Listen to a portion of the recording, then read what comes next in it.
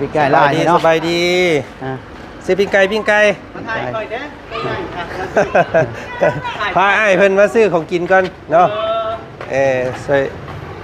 เรียกเอาพอดีกินเบิดนั่นแหละเนาะเอาบ่ได้เด้อ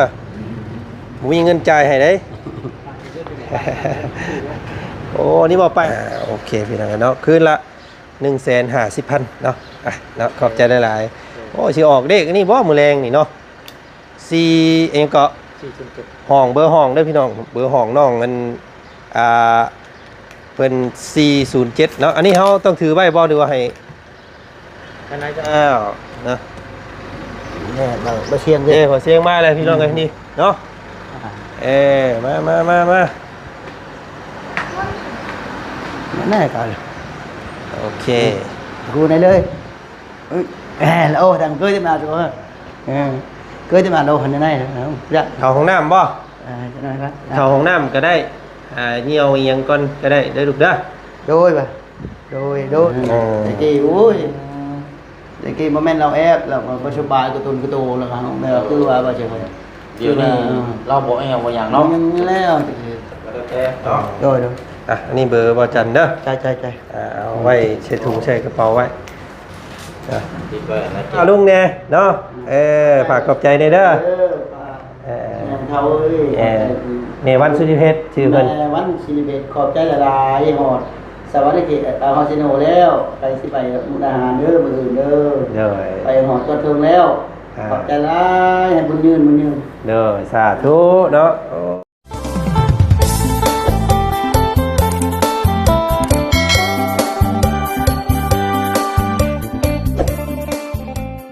เด้อพี่น้องเนาะคำลาเพิ่นก็บ่ยอมรับยอมนอนได้พี่น้องเอ้ยนั่งเข้าเมาอยู่ตื่นเต้นเนาะถามเนาะตื่นเต้นบ่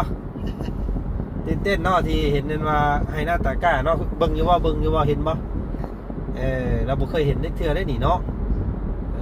พี่น้องเอ้ยบ่เคยเห็นให้หน้าตากล้าเนาะนั่งเพิ่นนอนเท่านึงแล้วพี่น้องเอ้ยนอนประมาณครึ่งชั่วโมงเนาะเพิ่นก็ตื่นพี่น้องเอ้ยสบายดีป้าลุงอีกแน่สบายดีเอาพี่น้องเอ้ยเนาะอีกจักประมาณ70-80 กิโลฮอดแล้วเนาะฮอดเซโนแล้วพี่น้องเอ้ยหิวข้าวบ่ยังบ่จะกินจับเอ็นเพิ่นว่าไปกินจับเอ็นกินเนี่ยนะปีไก่ว่าเอาว่าปีไก่ปีไก่เซโน่ได้แซ่บเด้เนาะไอ้ไผมาเซโน่บ่กินปีไก่นี่ซ้ำมาบ่ฮอดเด้เอาเนาะไปอดอีกจักหน่อยพี่น้องเลยกำลังนำส่งน้องเพิ่นกับพ่อเนาะสิได้มาสลอรอถ่าอยู่เซโน่นี่แหละก่อนพี่น้องเลยเนาะมื้ออื่นเพิ่นแหละยังสิได้นำส่งขับไปเนาะได้บ่ได้จังใดก็ติดตามเบิ่งนำกันเนาะรุ่นกันพี่น้องเอ้ยว่าสิรักษาแข้งขาน้องเพิ่นได้บ่เนาะก็ลองเบิ่งพี่น้องเอ้ยติดตามกับช่องของบ่าวจันเด้อพี่น้องเด้อตอนนี้ฮอดเมืองพะลานแล้วสิเข้าลงเห็นแล้วพี่น้องเอ้ยไปเนาะเดินทางต่อนี่ได้ให้หน้าบ่ครับเอ้ยเนาะเพิ่นบ่เคยเห็นเด็กเทื่อบ่ยังอันนี้มันยังบ่มีเขาอันนี้สักน้อยพุ่นมีเขายามนี่เพิ่นยังบ่ทันปลูกเขายังสักน้อยนี่มีแต่เขาแล้วแท้พี่น้องเอ้ยเนาะครั้งแรกของคำเพิ่นพี่น้องเอ้ยเนาะไปลุยกันต่อเนาะ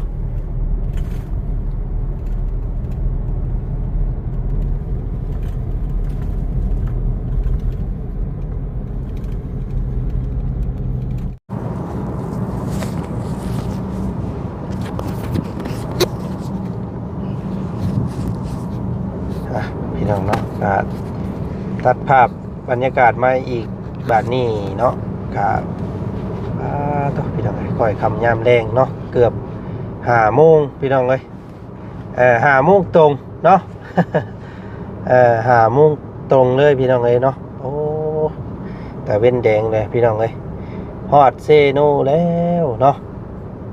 นี่แหละเซโนเข้าหมู่บ้านของบ่าวจันแล้วนี่พี่น้องเลยเนาะ มาฮอดจอดถึงอย่างปลอดไฟพี่น้องเลยเนาะไปหาซื้อแนวกินก่อนหน่อยเนาะโดยซื้อนั่นก่อนซื้อของอยู่ของกินเดี๋ยวจังเข้าห้องเนาะโดยนอนพากันนอนพักผ่อนอยู่นอกถ่าเด้อมื้อนี้เด้อโดยหาหม่องพักให้เราก่อนพี่น้องเลยเนาะสิเอาหม่องใกล้ๆแถวปั๊มน้ำมันแถวนั้นแหละเนาะไปเบิ่งน้ำกันพี่น้องเลยเนาะค่าห้องสิเท่าไรอยู่พี่น้องเลยเนาะคืนหนึ่งบ่เกินคืน250,000หรอกพี่น้องตะเก่า250,000หรือว่า200,000นี่แหละประมาณทราบว่าเคยนอนตะเก่าหวะเนาะดุดเหมือนกันอีกพี่น้องเลยเนาะกะฮอดเซโน่เด้อปลาดุงเลยเนาะไปซื้อปิ้งไก่เซโน่กับข้าวแล้วก็น้ำมาไว้ให้น้องๆเพิ่น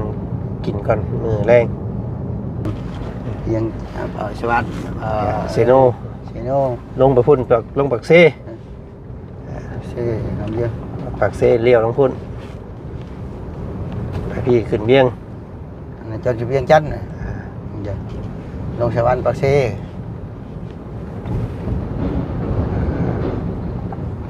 ฮอดที่เป็นที่เว้นพี่น้องเอ้ยมื้อนี้เนาะคาดว่าบ่อยากให้ค่ำให้มืดว่าซั่นเนาะยันหาหม่องพักหม่องเช้ายากมาบ่ได้แวะใส่เลยมื้อนี้พี่น้องเอ้ยตรงดิ่งๆมา บ่ได้พาน้องเพิ่นแวะกินข้าวเนาะกะมาหากินอยู่พี่เลยบาทเดียวพี่น้องเนาะพี่น้องเนาะกะตอนนี้พาพ่อกับลูกเพิ่นมาฮอดตลาดปิ้งไก่เซโนพี่น้องเอ้ยนี่เนาะเป็นสามเหลี่ยมเซโนเนาะเดี๋ยวหาซื้อของอยู่ของกินก่อนไม่อยากจูเจอจะบอกเป็นไงครับไม่ได้รถยางรถยังไงเนาะรอบังก่อนพี่น้องเลยของกินหลายเนาะเลือกเอาห้านใดมักห้านใดก็เอาห้านนั้น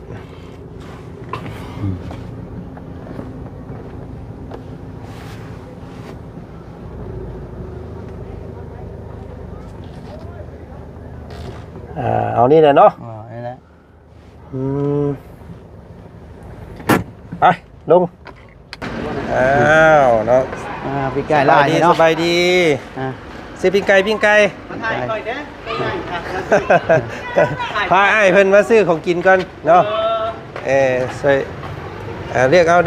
าพอดีกินเบิดนั่นแหละเนาะเอาบ่ได้เด้อมีเงินจ่ายให้ได้โอ้นี่บอกไปห่านนั่นเอาปิ้งนึงแล้วก็เอายังอีกให้อันน้องเพิ่นเนาะพาหมอน้อยเพิ่นมาหัวอยู่ทางไทยไปทางไทยแม่น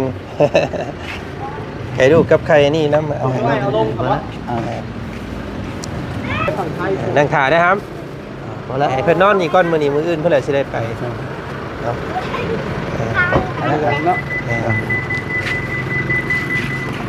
เอาเข่าน้ำเด้อเข่าโลนึงมาเอาโลนึงก็ได้โลนึงพอแล้วซับเนาะซับไปเพิ่นโลดเจ้าเพราะว่าสิไปให้เพิ่นนอนอยู่บ้านพักนี่นะฮะมุกดาหารเจ้ามาซื้อของกินก่อนพี่น้องเลยเนาะก่อนสิเข้าไปบ้านพัก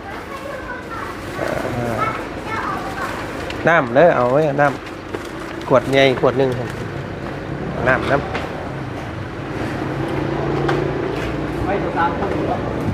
เน่นมา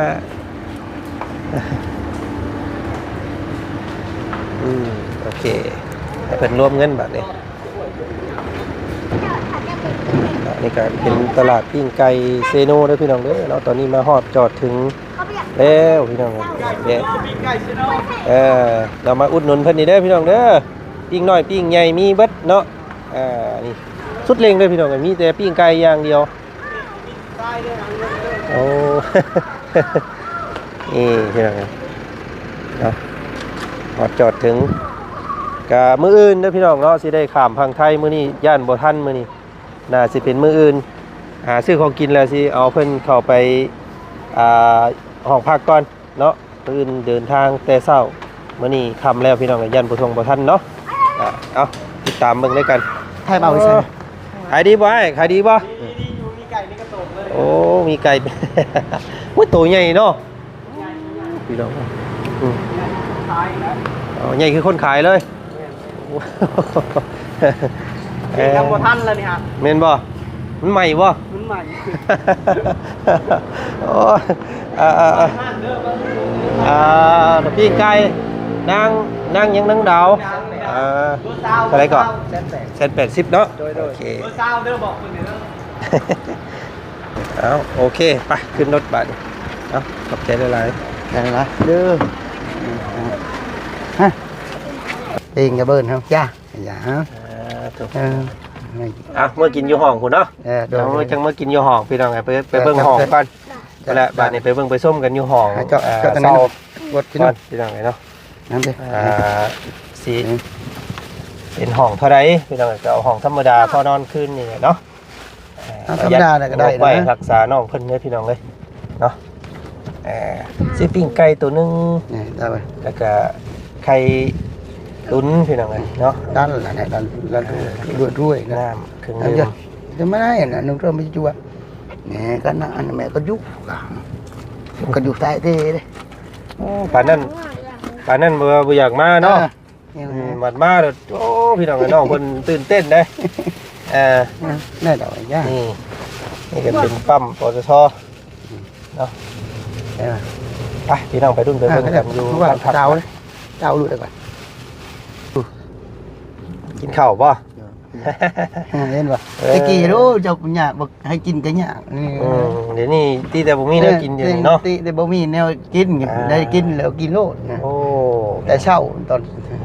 ใส่ปั้นข้าวบักใหญ่นึงเราก็ได้เนาะกินห้ามกินแล้วเนาะเดี๋ยวเข้าไปกินอยู่ห้องอีกทางนั้นเราเอาหาห้องให้นอนก่อนเด้อ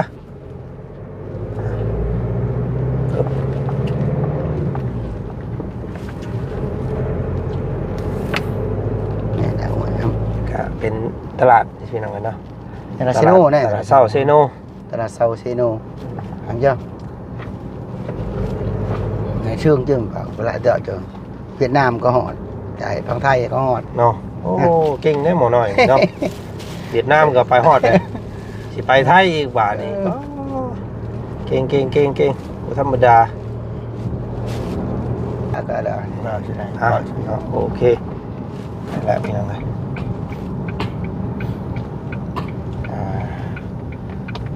นี่เนาะ nha ผักเซาอยู่นี่เด้อพี่น้องมื้อนี้เนาะสะอาดดี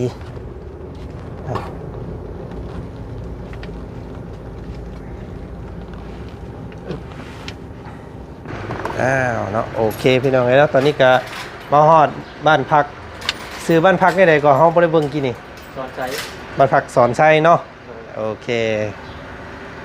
สะอาดสะอ้างพี่น้องเลยเนาะบ้านพักเพิ่น không xa để อยู่กลางเมืองเซโนเด้อพี่น้องเด้อเนาะอยู่ตัวเมืองเซโนเฮาเลยห้องพัดลม Cảm ơn เนาะ เป็นละ ขึ้นละ แต่นะ 150,000เนาะโอเคพี่น้องเลยโอเคพี่น้องเนาะขึ้นละ150,000เนาะเนาะขอบใจหลายๆโอ้สิออกเด็กนี่บ่มื้อแรงนี่เนาะ4เองก็ 4.7 ห้องเบอร์ห้องด้วยพี่น้องเบอร์ห้องน้องมันเป็น407เนาะอันนี้เขาต้องถือไว้บ่หรือว่าให้ อันนั้นจะเอาแต่ว่าต้องได้จำกันนะ โอ้ เป็น ถ้าสิเอากุญแจไว้ต้องได้จำเงินบ่เอาก็ได้ที่เนาะ โดย เพิ่นก็คือสิบ่ได้ออกไปใช้ดอกกลางคืน โดย เนาะบ่เป็นหยัง ขอบใจ เปิดไว้ได้เนาะ โดย โอเคเดี๋ยวเฮาเข้าเบิ่งห้องนํกันเลยพี่น้องเอ้ย407ปุ๊บเนาะโอเคใหญ่รถไปอีกก่อนแป๊บนึงป่านี่พี่น้องเอ้ยเอาเครื่องอยู่ของกินลงมาก่อนอึ๊บ cho mình ra cho năng như nọ để coi cho đấy เดี๋ยวจะออกมาเขาเบิ่งห้องก่อนพี่น้องเลยเนาะนี่โอ้ ห้องบักใหญ่ๆนึงอันนี้เนาะเป็นห้องพัดลมเด้อพี่น้องเอ้ยเนาะประหยัดคืนละ150,000กับประมาณ200กว่าบาทเนาะคืนละ200ประมาณ240 บาทประมาณนั้นพี่น้องเอ้ยเนาะมีเตียงนั่งกินข้าวพี่น้องเอ้ยนี่แล้วก็มีห้องน้ำเนาะเอาพวกเราลงมาก่อนก็ได้ เดี๋ยวจังเบิ่งน้ำกันอีกเนาะ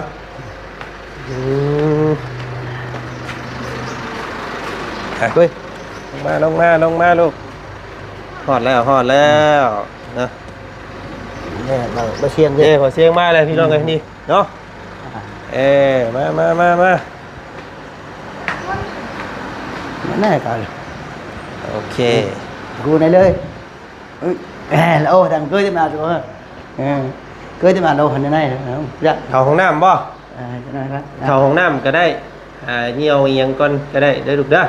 đôi mà đôi mà phải đào quay hầm phải đào thức quay hầm năm nay nữa ใส่เบิ่งห้องน้ำของทาเพิ่นก่อนพี่น้องเลยเนาะทางบ่อเสียงเพิ่นก็กำลังมานี่เด้หมู่อาบน้ำอาบในอยู่นี่เด้อไอ้เด้อrồi เนาะลองวิทย์ลองหยังเบิ่งมันออกน้ำพี่น้องเนาะเมื่อยบ่เนาะ mới tay khăm khi rồi đấy đó นั่งลงได้เนาะนั่งเลิกใส่ไฟใต้ได้แต่ซ้ำนี่บอกพี่น้องให้น้องเบิ่งก่อนปึ๊บเรียบร้อยได้ซ้ำนี่แหละพี่น้องให้เนาะ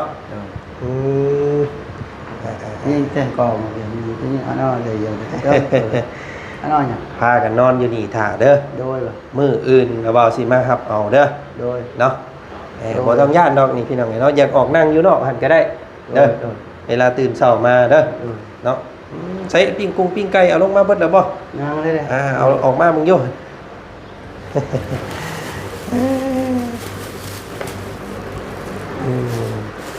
เขาเดี๋ยวมาเอาไว้พี่มาไว้พี่เนาะจะคลิปไว้ในนอกข้างล่างกับมืออื่นเนาะเดี๋ยวถ้ามันโมมี่กับถ่ายไม่ถูก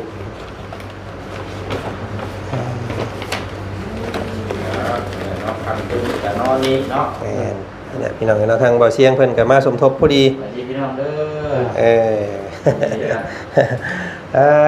ารถมาเช็คแน่ก็ได้ว่าจะเดินทางมาก็ได้มาครับนี่แหละโดยทางอันเบาเสียงสิไปน้ำว่ามืออื่นนะหรือว่าในใดเนาะไปน้ำเลยโอ้ยขอโทษว่า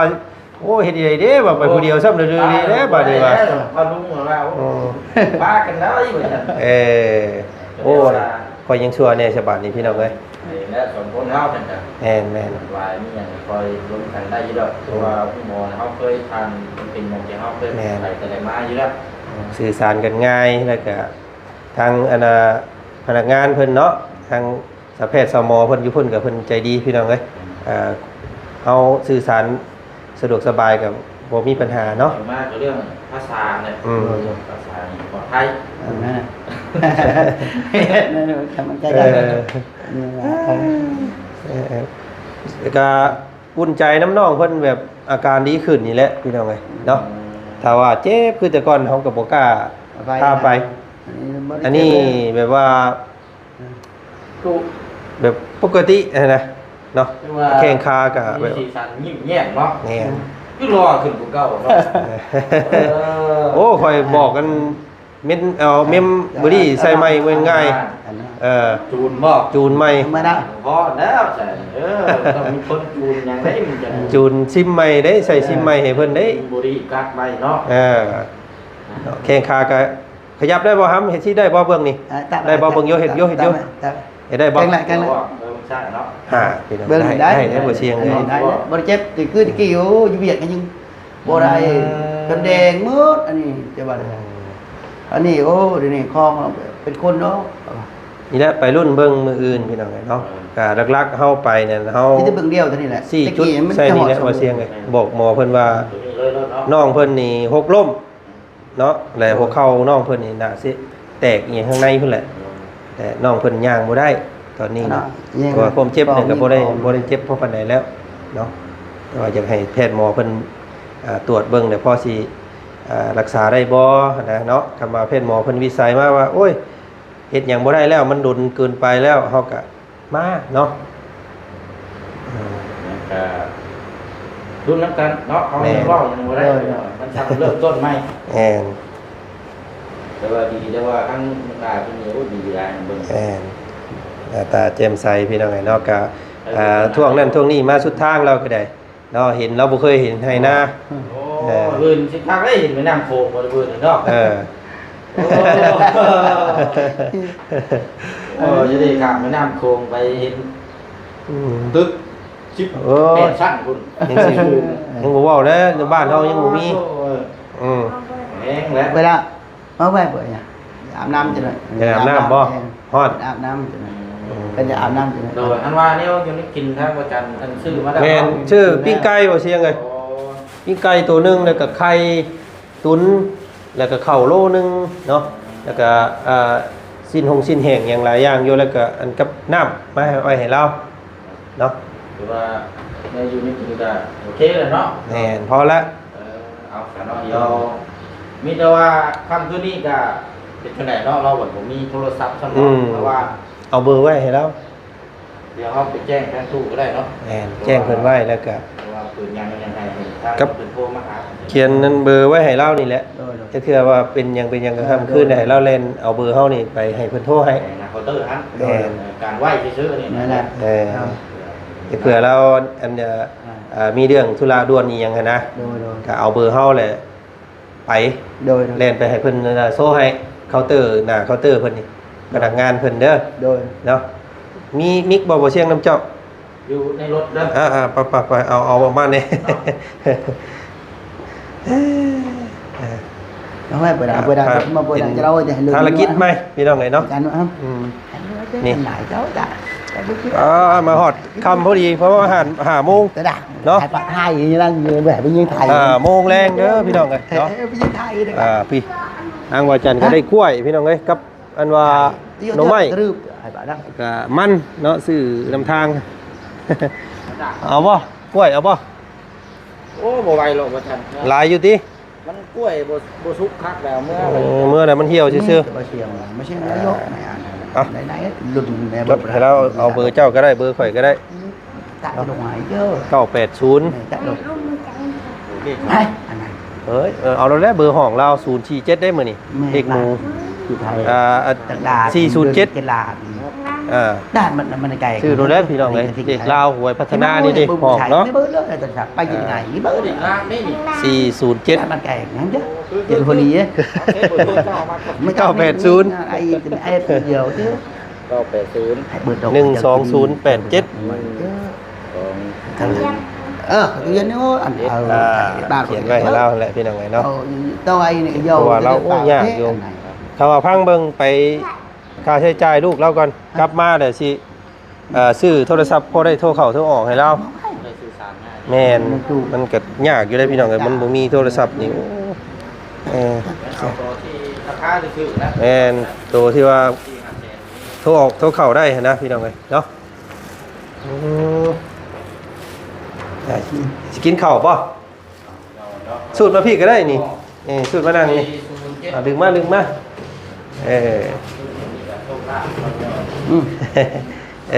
ี่พ่อนั่งอยู่นี่เนาะชื่อพ่อหรือว่าจะเป็นเลขห้องตะกี้ยากินข้าวแล้วกินข้าวเลยเนาะโอ้ข้าวกินเก่งได้บ่เสียงเลยกินลายกินเก่งอีกพี่น้องเลยเนาะตื่นมากินโลดคือตอนเช้า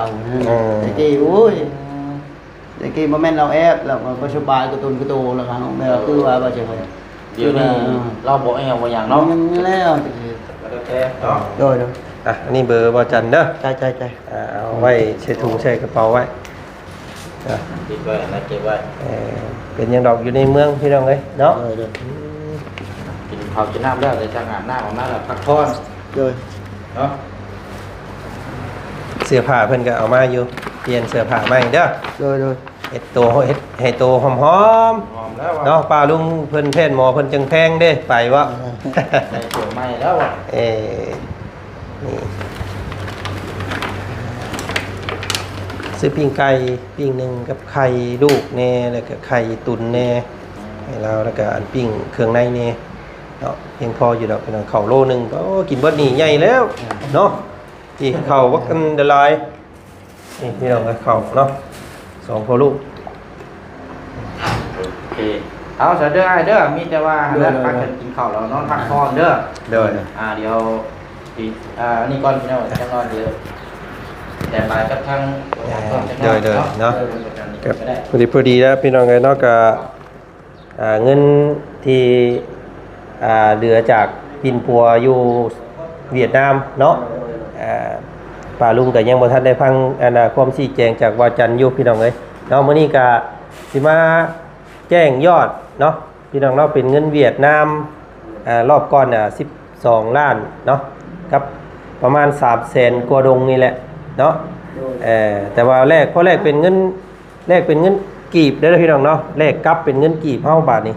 แลกคืนเป็นเงินกีบเนาะก็โอ้จักเพิ่นรายเดทเท่าใดบ่ฮู้เด้อพี่น้องเอ้ยเนาะก็ตกอยู่9 ล้านกับ500,000 9 ล้าน550,000เนาะเป็นเงินกีบหลุดโดนกันหลายดินี่เนาะก็ว่าง่ายๆก็บ่ฮอด10 ล้านที่ไหนนั่นไปเดาเขาตีราคาว่าเขาว่า10 นั้นละเงินกีบมา10 ล้านเขาให้แต่เงินเดือน10 ล้าน500,000อยู่แล้วอยู่โอ้เนาะหมอนั่นจะเปลี่ยนบ่ได้แต่ว่ารูปหลายอยู่พี่น้องเอ้ยเนาะรูปหลายเป็นประสบการณ์แล้วกันเนาะรอบหน้ารอบในเฮาสิตระหนักเรื่องนี้ให้หลายขึ้นแน่เพราะว่าบัดพอเฮาเอาเงินเบียดมาแหละเฮาไปแลกคืนเดี๋ยวต่ำแฮงเนาะได้เรทต่ำโธ่เงิน15 ล้านกีบเนาะเพิ่นไล่ตอนเฮาไปแลกตอนพุ่นน่ะมันซ้ำกันเนาะซ้ำกันกับ15 ล้านดงแต่พอเฮาสิเอา15 ล้านดงมาแลกเป็นเงินกีบต่ำบาดนี่เอาเท่ากับตอนนี้ยอดก่อนเนาะพี่น้องเรายังเหลืออยู่9 ล้านกับ550,000เนาะแล้วก็มียอดของแม่เพิ่นมาเพิ่มอีกแล้วก็4 ล้านกับ300,000กีบเป็นยังไงครับบวกกับของเบาเสียงเพิ่นนี้จักสิเท่าใดเนาะก็ติดตามเบิ่งพี่น้องเดี๋ยวสิรวบรวมว่างบยังเหลือเท่านั้นเท่านี้เด้อเนาะเอามีแต่ฝากขอมุกขอบใจป้าลุงแน่เนาะฝากขอบใจในเด้อเนวันสุริเพชรชื่อเพิ่นวันสุริเพชรขอบใจหลายๆหอดสวัสดีฮอดซิโนแล้วไปสิไปมุกดาหารเด้อมื้ออื่นเด้อไปหอดก็ถึงแล้วขอบใจหลายให้บุญยืนเด้อสาธุเนาะโอ้ยเอากินข้าวแล้วบ่หำเด้อกินหลายแล้วก็เขาอาบน้ำในน้ำบ่ออกบ่ยังเด่นไปหาเพิ่นเด้อครับว่าคะแนนออกห้องนะบ่ต้องปิดเพราะว่าบ่ได้เอากุญแจไว้เวลาเจ้าออกไปข้างนอกแล้วเจ้าบ่ต้องปิดเด้อเนาะบ่ต้องล็อกบ่ต้องปิดโมเมนต์บ่ต้องล็อกเนาะโอเคอ้ายเพิ่นเว้าถูกแล้วพี่น้องเอ้ยเอามื้ออื่นเจอกันเนาะมื้อนี้ทางบ่จันขอตัวไปหากินข้าวก่อนโอ้บ่ไหวหิวข้าวแห้งเอาสบายดีเด้อพวกหลานเด้อเนาะโอเคโอ้ยเนาะฮู้ความขึ้นหลายพี่น้องเอ้ยเนาะปิดประตูไว้ยันยุงเข้าเด้อปึ๊บเนาะโอเคพี่น้องเอ้ยก็สำเร็จเรียบร้อยเนาะเท่ากับงบอยู่ในตอนนี้พี่น้องเอ้ยจะมีอยู่9 ล้าน510,000แล้วก็บวกกับ4 ล้าน300,000เนาะก็รวบรวมเบิ่งพี่น้องเอ้ยวันสิเป็นเท่าใดเนาะก็ติดตามเบิ่งนํกันแล้วกันนะเดี๋ยวทางบ่จันถามทางเบาเสียงเพิ่นอีกตื่มพี่น้องเอ้ยยังงบเท่าใดเนาะสิเพียงสิพอต่อการปิ้นปัวอยู่บ่ก็ติดตามเบิ่งนํกันอีกพี่น้องเอ้ยเอาคลิปนี้ทางบ่จันขอตัวก่อนเนาะพอกันใหม่อีกคลิปหน้าเด้อสบายดีสวัสดีพ่อแม่พี่น้องเนาะมัดสุขุสุคนเจอกันใหม่เนาะไปพี่น้องเอ้ย